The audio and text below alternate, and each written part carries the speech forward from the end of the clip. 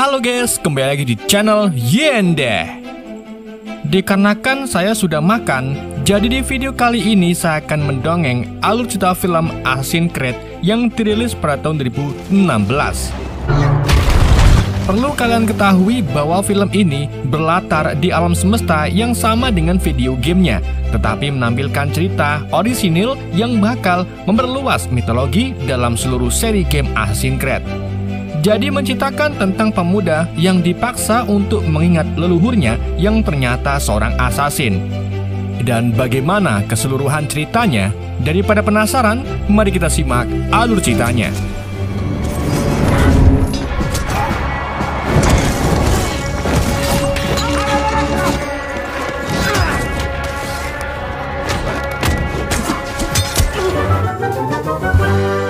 Gak bisa bahasa Inggris.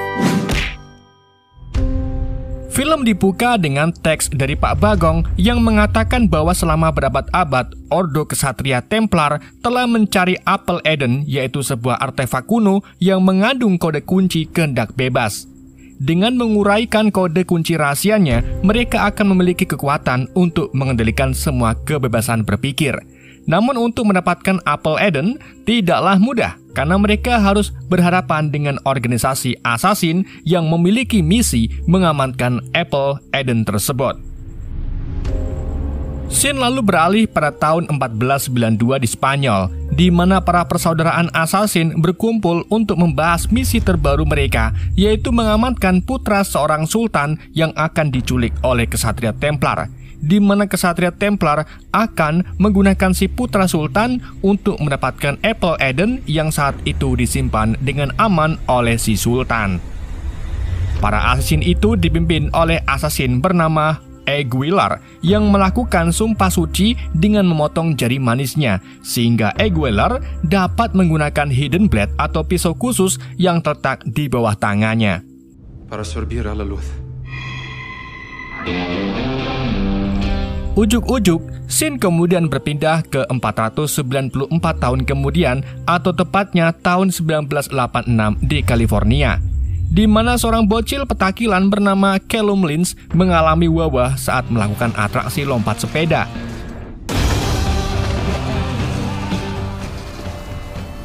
Callum kemudian pulang ke rumah untuk ngangsu banyu, namun begitu ia sampai di rumah, Callum sangat terkejut saat menemukan ibunya sudah meninggal berlumuran darah sambil memegang sebuah kalung. Ternyata orang yang membunuh ibu Callum adalah ayah Callum sendiri bernama Joseph yang merupakan seorang assassin. Di saat itu juga rombongan Kesatria Templar modern datang untuk menangkap Joseph. Joseph pun meminta Callum untuk segera lari, sedangkan dirinya akan menghadapi para Templar tersebut. Dan tanpa diperlihatkan nasib Joseph selanjutnya, scene malah berpindah ke 30 tahun kemudian, di mana Callum kini tumbuh menjadi pria dewasa yang sedang menjalani hukuman penjara di Texas akibat kasus pembunuhan. Dan pada hari ini juga, Callum akan menjalani hukuman mati, yang artinya Callum pernah membunuh lebih dari satu orang.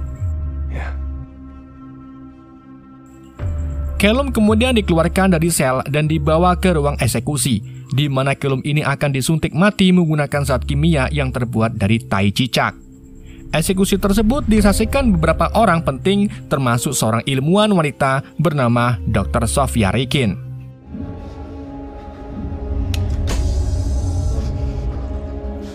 Setelah zat itu disuntikan ke tubuh Callum, Cal mulai merasakan mumet dan berakhir melihat seluruh masa hidupnya. Namun, bukannya mati, Callum entah mengapa hidup kembali dan mendapati dirinya berada di ruangan medis bersama Dr. Sophia. Sophia menjelaskan bahwa secara teknis Cal sudah mati bagi seluruh dunia, dan sekarang Cal ini dibawa ke sini untuk membantu sebuah proyek uji coba yang sedang Sophia kerjakan. Karena tidak percaya dirinya belum mati, Cal pun mencoba melarikan diri meski keadaan tubuhnya masih lemah.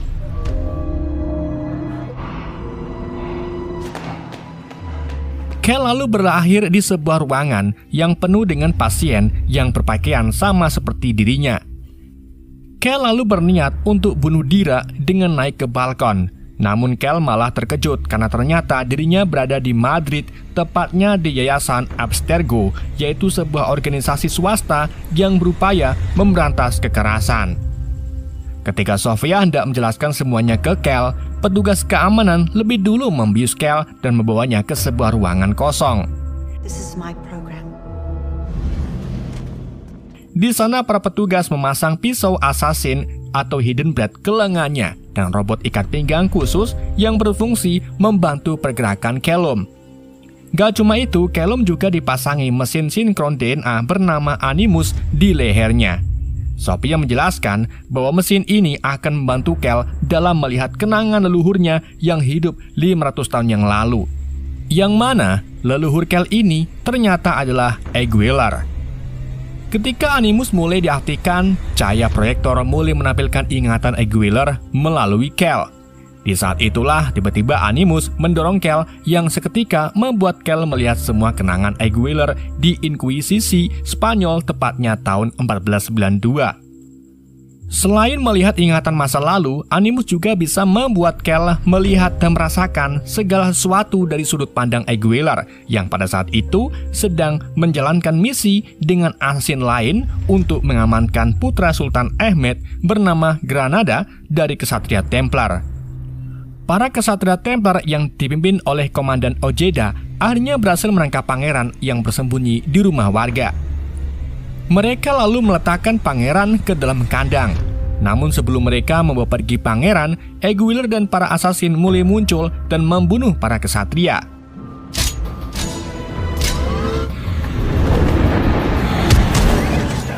Bersamaan itu, Kel yang berada di Animus langsung terkejut karena dia benar-benar merasa seperti telah membunuh seseorang, layaknya menjadi Aguilar. Di dalam pertarungan itu, para assassin lebih unggul dengan keterampilan bertarung mereka yang sangat luar biasa. Tetapi sayangnya para Templar yang jauh lebih banyak berhasil membunuh beberapa assassin. Seorang assassin bernama Maria sekaligus kekasih Aguilar kemudian mencoba membawa pergi pangeran. Tetapi aslinya itu diketahui oleh para Templar sehingga Ojeda dan pasukannya segera mengejar mereka. Begitu pula dengan Aguilar yang mengambil kuda milik orang dan bergabung untuk membantu Maria. Di dalam pengejaran itu, dua Templar berhasil masuk ke belakang kereta Maria. Tentu saja Maria tak tinggal diam dan ia pun terpaksa membiarkan kudanya lalu mulai melawan mereka. Sementara Aguilar nekat melompat ke kereta Ojedan dan bertarung dengannya. Dalam pertarungan itu, Aguilar berhasil membuat kereta Ojedan terguling sedangkan dirinya melompat ke kereta Maria. Namun karena Maria membiarkan kudanya begitu saja, alhasil kereta itu pun mengarah ke sebuah jurang. Untungnya sebelum kereta itu jatuh, Aguilar atau Kel berhasil menyelamatkan pangeran dengan menembakkan tali ke bebatuan.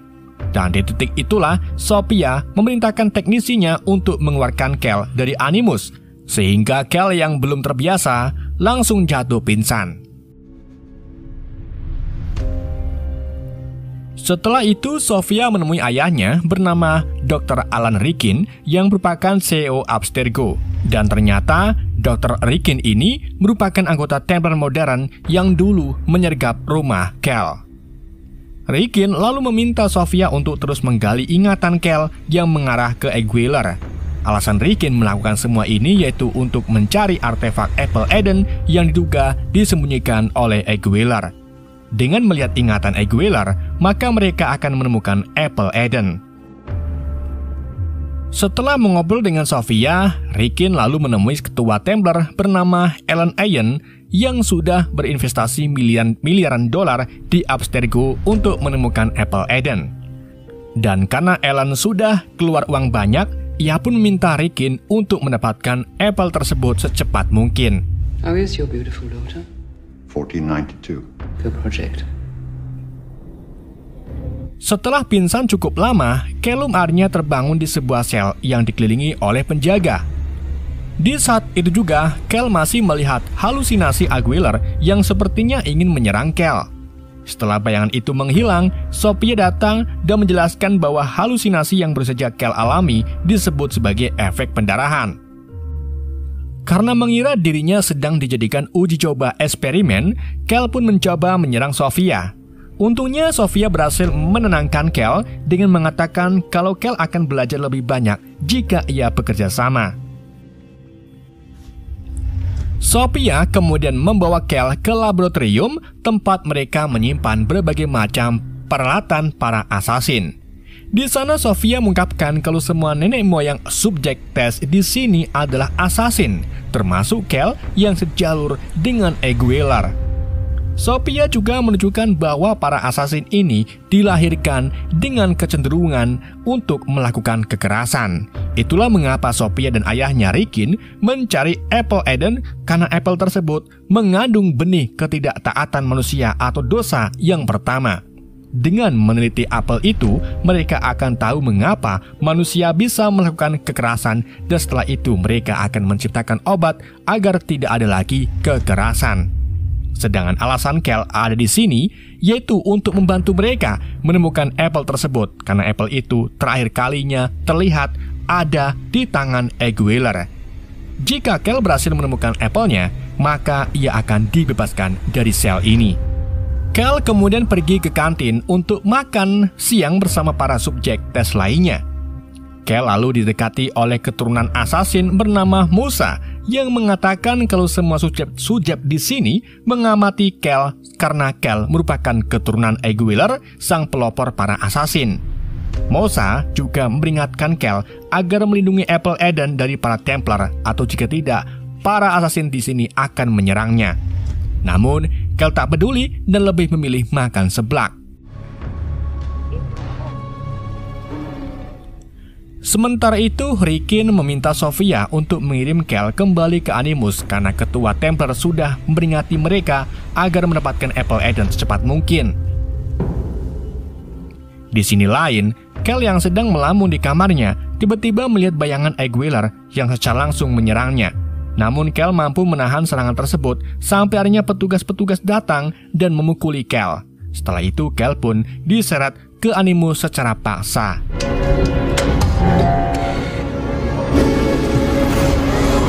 Saat Kel terhubung ke Animus, ia muncul kembali di masa lalu dan menemukan Aguilar, Maria, dan mentor mereka dirantai di dalam sel.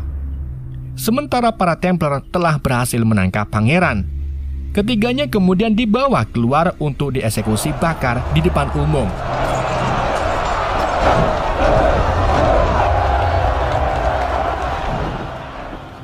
Ketika Kel melihat mentornya mulai dibakar, ia berhasil melepaskan rantai di kakinya dan mulai menghajar para Algojo.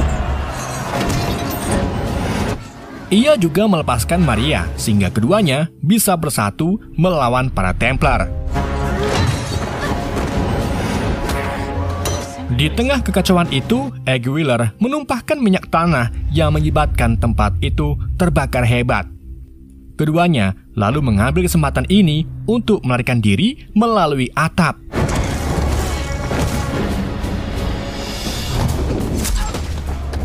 Ojedan yang melihat Aguilar kabur pun tak tinggal diam. Ia meminta semua pasukannya untuk mengejar Aguilar sehingga terjadilah kejar-kejaran yang sangat epik.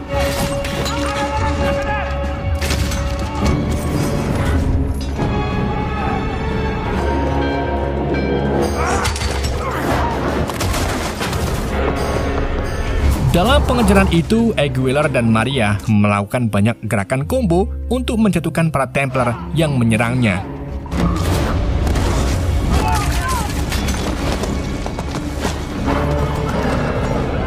Selama pengejaran, Aguilar dan Maria menaiki sebuah gedung yang sedang dibangun. Dan ketika mereka sampai di pucuk gedung, keduanya langsung melompat sehingga Ojedan dan para Templar yang mengejarnya berpikir 100 kali lipat untuk mengikuti jejak Aguilar. Namun, karena Aguilar jatuh dari ketinggian yang sangat tinggi, kaki Kel pun langsung merasa sakit dan berakhir kejang-kejang.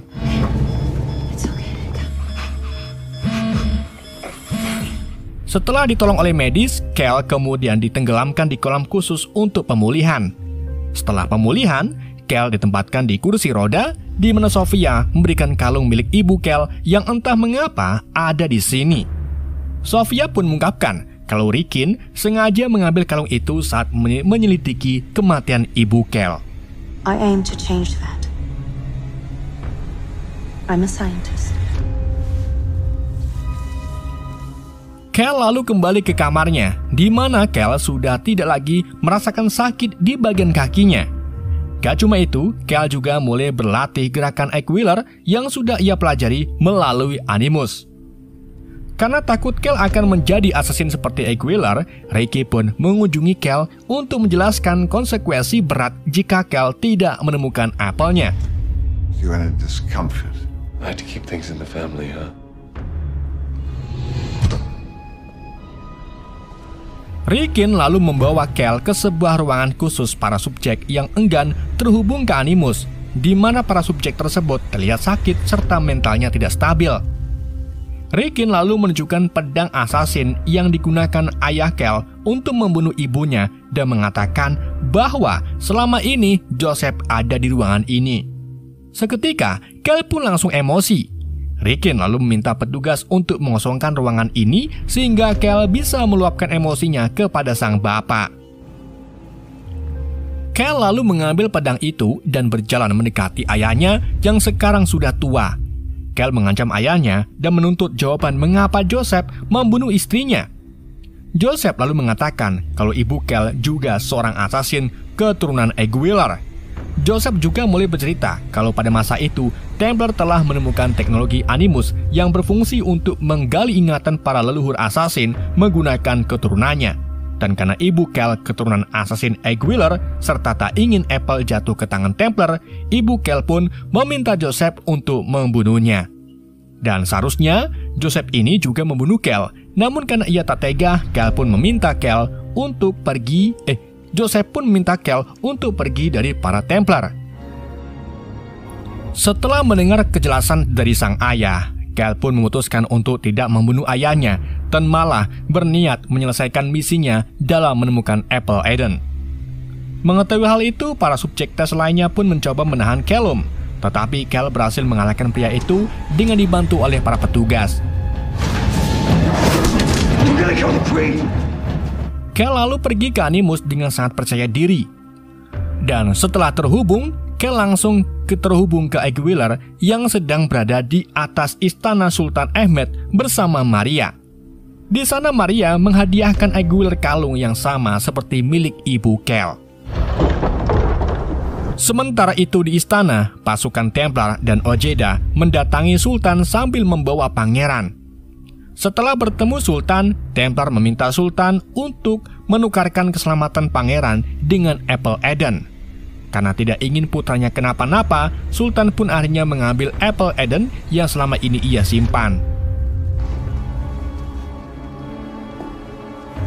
Setelah mendapatkan apel, seorang pendeta yang bekerja untuk para Templar mengatakan bahwa apel ini adalah milik mereka dan akan digunakan untuk mengendalikan dunia. Namun belum sempat menghatikan Templar, tiba-tiba bom asap jatuh di antara mereka. Kemudian disusul dengan serangan dari Egg-Wheeler dan Maria. Setelah membunuh sebagian pasukan Templar, Egg-Wheeler mencuri apel dari si pendeta dan menyandranya. Tetapi pada saat yang sama, Ojeda juga menangkap Maria dan meminta Egg-Wheeler memberikan apelnya jika ingin Maria selamat. Maria lalu mengingatkan Egg-Wheeler bahwa assassin itu selalu mengutamakan misi. Dan di saat itulah, Ojeda langsung menggores leher Maria. Melihat kekasihnya tewas, Egg-Wheeler pun menjadi murka. Ia melepaskan pendeta dan mulai bertarung melawan Ojeda.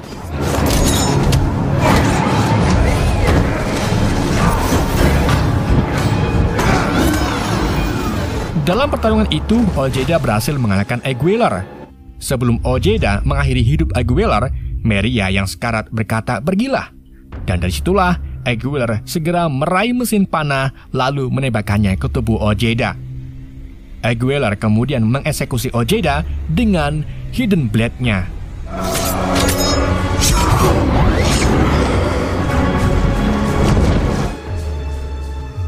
Setelah membunuh Ojeda, Egg-Wheeler melarikan diri melalui atap. Namun ketika ia sampai di pintu gerbang, Egg-Wheeler terkepung oleh pasukan Templar. Menyadari Apple Eden sangatlah penting, Aguilar pun nekat terjun ke jurang yang sangat dalam, kemudian melakukan pendaratan keyakinan, di mana pendaratan tersebut membuat lengan Animus yang menopang Callum patah karena saking kuatnya. Dan anehnya, Cal sudah tidak lagi kejang-kejang, bahkan terlihat sangat kuat seperti Aguilar.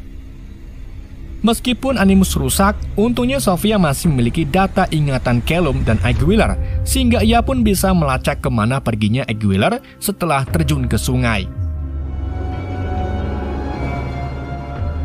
Dalam ingatan itu, Aguilar pergi ke pelabuhan dan bertemu dengan temannya yaitu Christopher Columbus. Di situ, Aguilar menyerahkan apple-nya dan meminta Columbus untuk menyembunyikannya sampai ia mati. Dan dari situlah Sofia sadar bahwa selama ini Apple Eden berada di makam Columbus yang terletak di Katedral Sheffield. His remains were returned to Spain.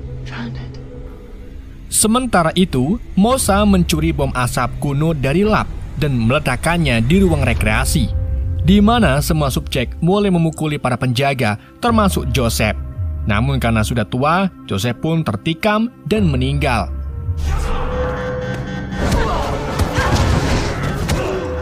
Beberapa subjek lalu berjalan melewati koridor dan lab sambil memukuli atau bahkan membunuh siapapun yang mencoba menghentikan mereka.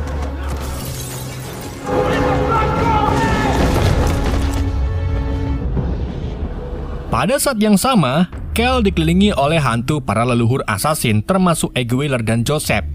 Mengetahui hantu itu bukanlah termasuk ingatan, Rikin pun meminta Sofia dan anak buahnya segera pergi dari lab. Di saat itu juga, Sofia tak sengaja melihat seorang assassin yang sangat mirip dengan dirinya. Tetapi sebelum Sofia mengamatinya lebih detail, anak buah Rikin datang dan menyeret Sofia keluar. Gak lama kemudian, Cal dikejutkan dengan munculnya bayangan ibunya yang menegaskan bahwa para Templar itu jahat. Sehingga kini Cal pun akhirnya menerima takdirnya sebagai seorang assassin dan berniat untuk mengamankan Apple Eden. Setelah para hantu menghilang, Cal bergabung dengan para subjek keturunan assassin yang kini tinggal 3 orang.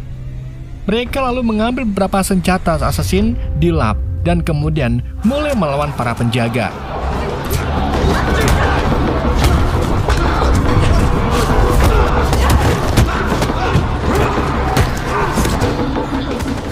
Dalam pertarungan itu, salah satu assassin terbunuh, sedang Rikin dan Sofia menaiki helikopter untuk melarikan diri. Melihat keduanya hendak kabur, Cal pun mencoba mengejar mereka dengan memanjat mekanisme Animus untuk mencapai atap. Tapi sayangnya Cal terlambat karena Rikin sudah pergi terlalu jauh.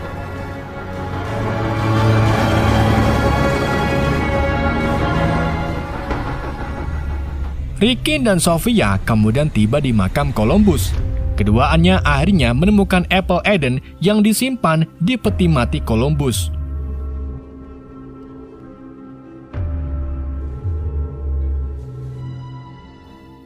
Setelah mendapatkan Apple Eden, Rikin dan Sofia pergi ke balai utama Templar di London, di mana di sana para Templar berkumpul untuk merayakan keberhasilan mereka dalam menemukan Apple Eden. Sebelum berpidato, Sofia baru sadar bahwa ayahnya tidak akan menggunakan apel itu sebagai subjek penelitian, melainkan digunakan untuk mengendalikan dunia dengan mempengaruhi pikiran manusia. Dalam acara itu, para Templar tidak menyadari bahwa assassin yang dipimpin oleh Callum diam-diam menyelinap ke dalam gedung. Ketika Rikin naik ke panggung untuk berpidato, Sofia bertemu dengan Callum yang kini menjadi assassin sepenuhnya. Callum lalu meminta Sofia untuk bergabung dan memintanya merebut kembali Apple Eden dari Rikin. Tapi, karena Sofia menolak, Cal pun memutuskan untuk mengambil Apple Eden secara paksa. Rikin kemudian mulai berpidato di depan para Templar sambil mengeluarkan Apple Eden.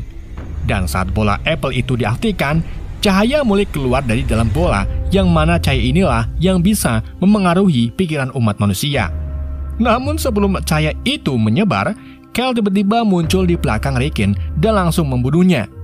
Kejadian itu membuat orang-orang melarikan diri dalam kepanikan dan para assassin menggunakan kesempatan ini untuk melarikan diri secara diam-diam dengan berbaur dengan kerumunan. Sementara Sophia memeriksa ayahnya dan mendapati kalau Cal meninggalkan Apple asli sebagai ganti Apple Eden. Dari situlah Sophia menaruh dendam kepada Cal dan berjanji akan mendapatkan kembali artefak kuno tersebut.